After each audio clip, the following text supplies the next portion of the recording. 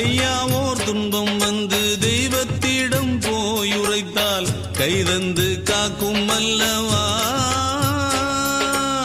தெய்வமே துன்பம் தந்தால் எங்கே சென்று போய் உரைப்போம்?